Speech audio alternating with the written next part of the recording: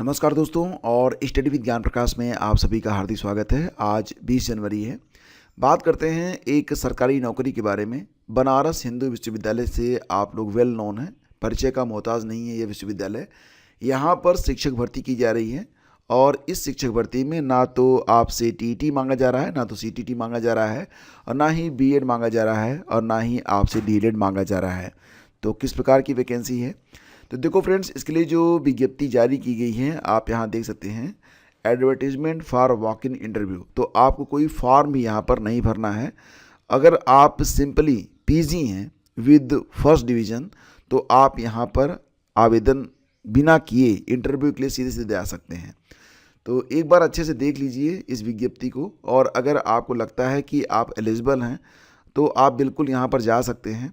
अच्छी खासी सैलरी आपको मिलने वाली है। एक क्लास आप लेंगे तो 2000 रुपये आपको मिलने वाले हैं। जी हाँ दोस्तों, एक क्लास का 2000। अगर सप्ताह में 10 क्लास आपने ले लिए तो 20,000 रुपये, और इस हिसाब से देखा जाए तो लगभग 60 से 80,000 रुपये तक आपकी इनकम हो सकती है। हालांकि इतनी नहीं मिलेगी आपको, लेकिन आराम से आप 40-50,000 रुपये कमा सकते हैं।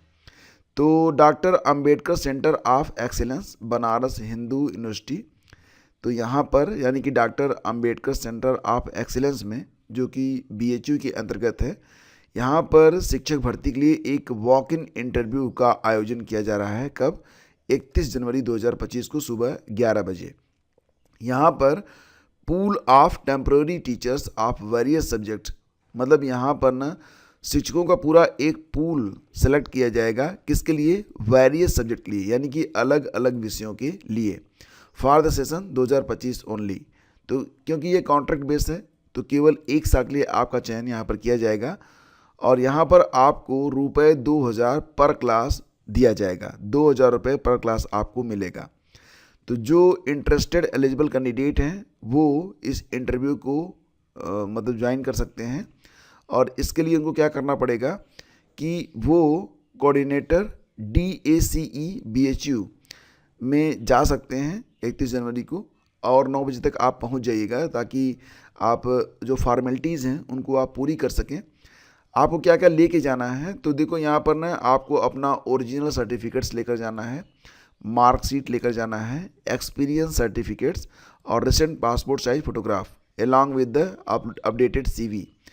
और कोई भी TA आपको नहीं मिलेगा यहाँ पर। और एलिजिबिलिटी के बारे में अगर बात करें तो एलिजिबिलिटी के बारे में आपको www.bhu.ac.in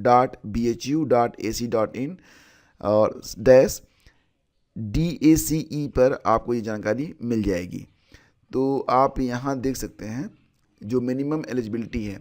देखो, डिजायरेबल ज़रूरी नहीं होती है। डिजायरेबल में तो ये ही मांग रहे हैं कि अगर कोई अभ्यर्थी सिविल सेवा परीक्षा प्री और मेंस को क्वालिफाई किए हुए है और अंतिम रूप से चयनित नहीं है, अगर वो आएगा तो हम उसको प्रेफरेंस देंगे। चलो अच्छी बात है, प्रेफरेंस मिलेगा। लेकिन जो मिनिमम एलिजिबिलिटी है वो क्या है? देखो, ये डिजायरेबल है, ये ज़रूरी नहीं है, ठीक है। अगर यहाँ पर आपने MA किया है, PG post graduation master degree with minimum of 60% of marks and knowledge either in arts और सोशल साइंसेज। अगर आपने कला विषय से या फिर सोशल साइंस से MA किया हुआ है या फिर आपने किसी भी विषय से MSc किया हुआ है, लेकिन शर्त यह है कि 60% अंक आपका होना चाहिए। साथ ही साथ 2 साल का टीचिंग एक्सपीरियंस भी आपसे मांगा जा रहा है। तो अगर 2 साल का टीचिंग का एक्सपीरियंस है और आपका PG में 60% अंक है तो आप यहाँ पर आवेदन कर सकते हैं। आवेदन क्या करना है? डायरेक्टली आप इंटरव्यू में जा सकते हैं, ठीक है। तो मुझे लगता है ना कि अगर आपको लगता है कि आप यहाँ पर पढ़ा सकते हैं तो आपको जाना चाहिए, क्योंकि एक अच्छी खासी पॉकेट मनी आपको यहाँ से मिल सकती है। समय भी आपको भरपूर मिलेगा, आप जो कुछ भी काम करना चाहें बिल्कुल कर सकते हैं और साथ ही साथ आपको पैसे भी यहाँ से मिलते रहेंगे। आप गए वहाँ पर 1 क्लास 2 क्लास अटेम्प्ट किए और चले आए और फिर आपको एक अच्छी खासी सैलरी आपको महीने में मिल जाएगी। देखो फ्रेंड्स, मैंने कल आपको बताया था कार्यालय जिला बेसिक शिक्षा अधिकारी आजमगढ़ की ओर से ये विज्ञप्ति जारी की गई है। और ये जो विज्ञप्ति है इसमें जनपद आजमगढ़ में संचालित 10 उच्चीकृत कस्तूरबा गांधी जो विद्यालय हैं, जैसे कि इनमें मार्टिनगंज, आजमतगढ़, कोयलसा, लालगंज, मेहनगर, पलहना, पवई, तरवा, ठेकमा और जहानागंज में यहाँ पर महिला अभ्यर्थियों से आवेदन मांगे गए हैं। ये पद हैं चपरासी के, चौकीदार के और रसोइया के लिए। तो इस पर कल मैंने आपको बताया था कि चपरासी को ये 7,147 रुपये देंगे, चौकीदार को भी सेम 7,147 रुपये देंगे, रसोइयों को देंगे 6,433 रुपये। उम्र सीमा जो है यह 25 से 45 साल के बीच में होनी चाहिए। लगभग सभी के लिए यहाँ पर 10-10 सीटें, कुल मिला के 30 सीटें यहाँ पर खाली हैं। मैंने बताया था यहाँ पर कि आपको ये जो चयन होगा वो इंटरव्यू के आधार पर होगा, ठीक है। और कॉन्ट्रैक्ट बेस भर्ती है, 11 माह 29 दिन के लिए आपका कॉन्ट्रैक्ट होगा। आपको बढ़ोतरी भी, मतलब आगे आपकी जो जॉब है वो एक्सटेंड भी की जा सकती है।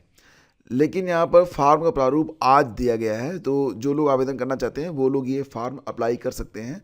आवेदन पत्र का प्रारूप आज के अखबारों में है। तो इसमें लिखा गया है कि आवेदन पत्र अभ्यर्थी स्वयं साफ साफ भरें, कटिंग और राइटिंग मान्य नहीं है।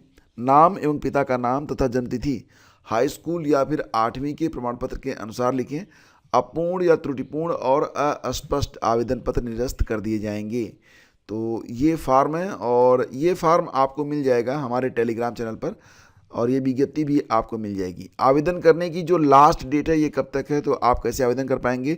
देखो, आपको ना अगर आवेदन इसमें करना है तो ध्यान देना कि आपको केवल रजिस्ट्री ही आपको करनी पड़ेगी। आवेदन पत्र जो है ये निर्धारित प्रारूप में A4 साइज पेपर पर एक ही पृष्ठ पर होना अनिवार्य है। रिक्तियों की संख्या घट बढ़ सकती है, ये कहा जा रहा है। डिटेल आपको आजमगढ़ की जो NIC है azamgarh.nic.in पर मिल जाएगा।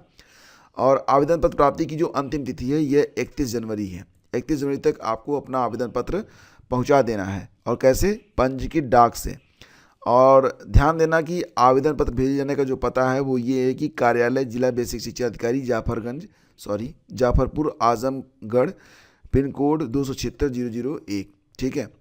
और बाकी आप लोग देख लीजिएगा कि क्या क्या आपको लगाना है। आवेदन पत्र के साथ नवीनतम पासपोर्ट साइज की प्रमाणित 2 फोटोग्राफ, समस्त शैक्षिक अंक पत्र, प्रमाण पत्र, जाति प्रमाण पत्र, आय प्रमाण पत्र और अनुभव प्रमाण पत्र की स्वप्रमाणित छायाप्रति तथा अपना पता लिखा हुआ 2 लिफाफा, जिसमें एक पर 27 रुपये का डाक टिकट लगा हुआ होना चाहिए, आपको संलग्न करना है।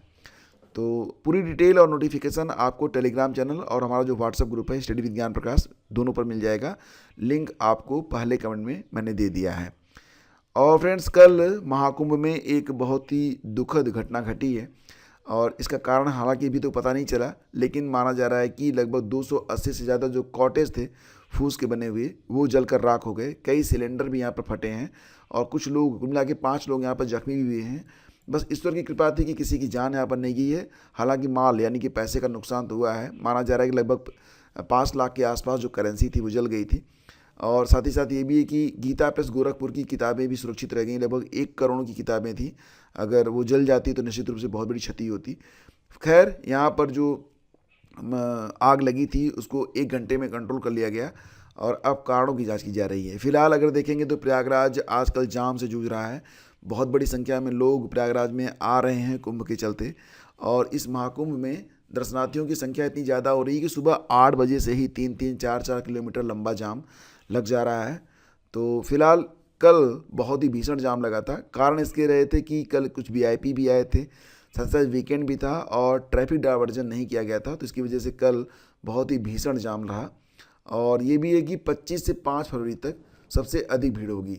तो हालांकि इसकी विशेष तैयारी की जा रही है, लेकिन ध्यान दीजिएगा कि 25 जनवरी से लेकर 5 फरवरी तक सबसे ज़्यादा भीड़ रहने की संभावना है, क्योंकि ये जो तिथियां हैं ना, तो इनके बीच में मौनी अमावस्या और वसंत पंचमी, ये 2 स्नान होंगे। मौनी अमावस्या पर ही लगभग 8 से 10 करोड़ लोगों के आने की उम्मीद यहाँ पर जताई जा रही है। तो बहुत ही ज़्यादा यहाँ पर भीड़ है, तो सतर्क रहें आप भी। अगर आप यात्रा कर रहे हैं तो इस भीड़ को ध्यान में रख के ही अपना प्लान बनाएं। और देखो फ्रेंड्स, यहाँ पर बात करेंगे यूपी बोर्ड प्रशासनिक अधिकारी और कनिष्ठ सहायक हो सकते हैं बर्खास्त।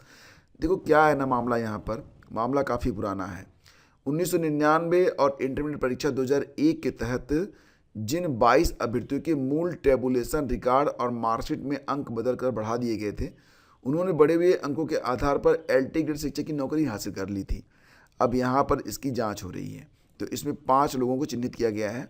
पहले क्या होता था कि LT ग्रेड में डायरेक्टली जो है अंकों के आधार पर चयन किया जाता था, परीक्षा नहीं होती थी। तो उसी में ये सारी हेरफेर हुई थी और 22 अभ्यर्थी ऐसे थे जिनके अंकों में टेबुलेशन में फेरबदल करके नंबर बढ़ा दिए गए थे और वो लोग नौकरी पर आ गए। फिलहाल अब इसकी जांच हो रही है और अब जांच के बाद इसमें कुछ नाम सामने आए हैं, तो इन पर अब गाज गिरनी बिल्कुल तय है। क्योंकि जानते हो क्या होता है, कभी न कभी आपके जो अच्छे कर्म बुरे कर्म जो भी होता है ना, किसी का भी छुपा हुआ जो पाप होता है ना, वो हमेशा छुपा हुआ नहीं रहता, कभी न कभी तो सामने आता ही है। फिलहाल यूपी बोर्ड के सचिव भगवती सिंह का कहना है कि प्रशासनिक अधिकारी आत्म प्रकाश और कनिष्ठ राकेश कुमार केसरवानी के खिलाफ निलंबन से लेकर बर्खास्तगी तक की कार्रवाई की जा सकती है। जल्द ही इस पर निर्णय लिया जाएगा। वहीं सेवानिवृत्त हो चुके वरिष्ठ प्रशासनिक अधिकारी प्रदीप कुमार सिंह, प्रशासनिक अधिकारी राजेश कुमार और प्रधान सहायक प्रमोद कुमार के खिलाफ कार्रवाई करने के लिए शासन को सूची भेजी जाएगी। और बीपीएससी ने अपनी 70वीं पीटी का उत्तर पत्रक जारी कर दिया है, आंसर की आ चुकी है। तो फिलहाल आपको एक बार ज़रूर देख लेना चाहिए जो आंसर की आई है, और इस पर जो अभ्यर्थी हैं वो अपनी आपत्ति भी लगा सकते हैं। 21 जनवरी लास्ट डेट है। 21 जनवरी के बाद किसी आपत्ति पर विचार नहीं किया जाएगा। साथ ही 21 जनवरी तक डाउनलोड नहीं करने की स्थिति में आयोग की ओर से OMR शीट की छायाप्रति बाद में उपलब्ध नहीं कराई जाएगी। तो बिल्कुल जो है, जो लोग संबंधित हैं वो लोग इसको देख सकते हैं। बाकी जो लोग UPHSC असिस्टेंट प्रोफेसर की तैयारी कर रहे हैं फ्रेंड्स, तो उनके पास समय बहुत कम बचा हुआ है। अपनी तैयारी को गंभीरता से स्टार्ट करें, और साथ ही साथ UP TGT PGT के लिए भी आपकी परीक्षाएं संभावित हैं, अप्रैल में हो जाएंगी।